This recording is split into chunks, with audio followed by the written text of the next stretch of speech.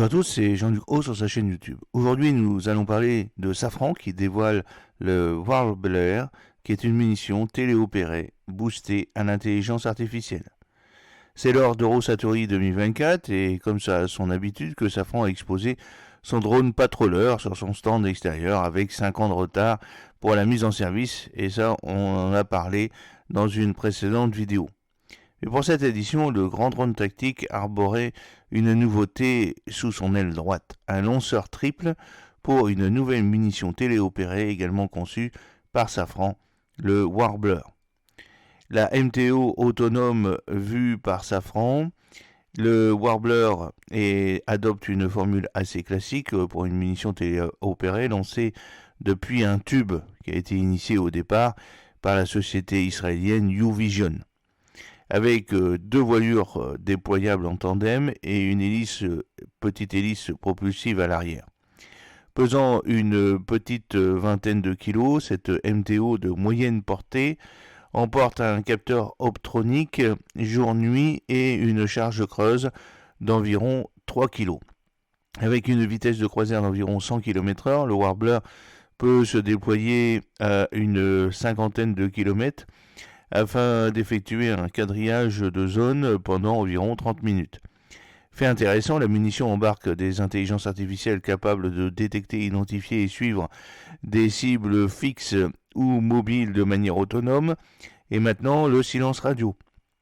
Cette intelligence embarquée est ainsi capable de réaliser un premier traitement des informations avant transmission et éventuellement de hiérarchiser les menaces en fonction de ses consignes pré-vol.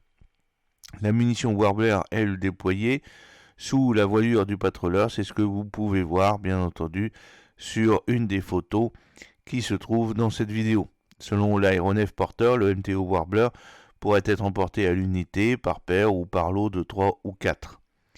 À la fin de la période d'observation ou lorsque la cible recherchée a été trouvée, les coordonnées et les images des cibles sont transmises via une très courte impulsion directement à l'opérateur à terre ou bien auprès du drone patrouilleur lanceur, qui agit alors comme un relais de communication. Si l'opérateur estime qu'une des cibles identifiées par le drone doit être neutralisée, une courte impulsion radio en sens inverse vient transmettre l'ordre d'attaque. Au besoin, la munition téléopérée peut alors engager la cible qui lui avait été attribuée de manière autonome sans téléguidage permanent. Et ce mode opératoire, qui repose sur des algorithmes de traitement d'images avancés, un sujet bien maîtrisé par Safran, permet aussi de limiter le risque de détection de la munition, du drone et surtout de l'opérateur, tout en optimisant les performances de la MTO dans un environnement électromagnétique contesté. Alors, quelles sont les ambitions de Safran pour le Warbler ? En exposant le Warbler sous le patrouilleur, Safran montre sa volonté de proposer un écosystème complet à ses clients. De par ses capacités, la MTO peut en effet agir comme un capteur déporté qui va étendre la zone de surveillance du patrouilleur et lui permettre d'investiguer des secteurs où le risque antiaérien est élevé. Et en cas de menace avérée, la MTO peut intervenir directement et ainsi ouvrir la voie au patrouilleur. On notera d'ailleurs que le lancement depuis le patrouilleur se fait vers l'arrière, la MTO étant larguée plutôt que tirée. Safran envisage cependant d'autres applications pour le Warbler. D'une part, à l'instar du Swissbait, la munition sera assez légère pour être lancée depuis de petits conteneurs unitaires embarqués par les fantassins. Safran maîtrisant très bien les aspects de navigation en environnement, GPS denied, l'optronique embarquée et le traitement d'usage automatisé, les Warblers pourraient également être tirés par grappe depuis des lanceurs terrestres mobiles par des attaques en essaim. Enfin, le directeur du système de combat aéroterrestre chez Safran nous a confirmé que l'entreprise réfléchissait à la possibilité de proposer le Warbler pour une intégration sur des hélicoptères comme le Tigre ou le H-145M. Comme pour le patrouilleur, l'idée serait alors d'étendre la bulle de détection tout en pouvant déduire détruire des cibles mobiles d'opportunité, un site sol-air ou une infrastructure légère adverse. Alors Safran est donc sur le créneau de l'Arinae, mais dans un premier temps, le Warbler va sans aucun doute se positionner sur le créneau ouvert par le programme l'Arinae, qui n'a pas encore été traduit en programme d'acquisition.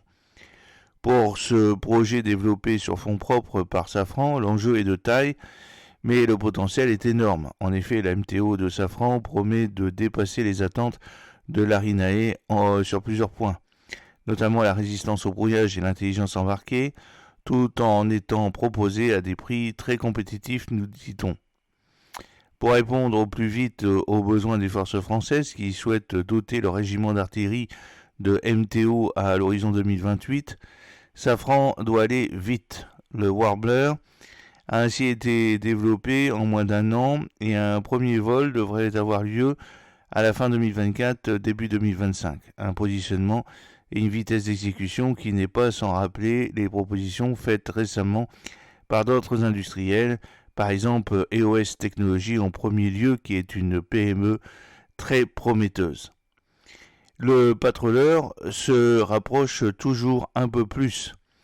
En attendant, il nous a été confirmé du côté de la STAT et que le 61e régiment d'artillerie est actuellement en train de réceptionner un premier demi-système patrouilleur.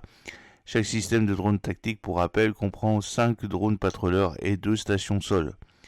Lorsque le premier système sera officiellement transféré de Safran à l'armée de terre, les patrouilleurs seront uniquement gérés pour l'observation et la reconnaissance. Alors vous avez une petite photo aussi du drone patrouilleur qui arrive progressivement dans les forces, après malheureusement 5 ans de retard et un crash sur la base aérienne d'Istres. L'armement des drones, quant à lui, interviendra dans un second temps si des roquettes à guidage laser sont évoquées depuis un moment. Le personnel de la STAT interrogé à Eurosatori n'a pas caché son intérêt pour la nouvelle MTO de Safran. C'est une belle surprise. Nous l'avons découvert en arrivant lundi, comme tout le monde. Nous ne savons pas encore exactement quelle sera la configuration d'armement finale du patrouilleur. Plusieurs solutions ont déjà été évoquées jusqu'ici par la presse ou les industriels, mais l'idée d'y intégrer des munitions téléopérées offre effectivement des perspectives intéressantes. J'espère que cette petite vidéo vous a plu. N'oubliez pas de cliquer sur le pouce pour la promouvoir, de vous abonner si ce n'est pas encore fait et de partager cette vidéo sur vos réseaux sociaux. A très bientôt, fidèlement, Jean-Luc O.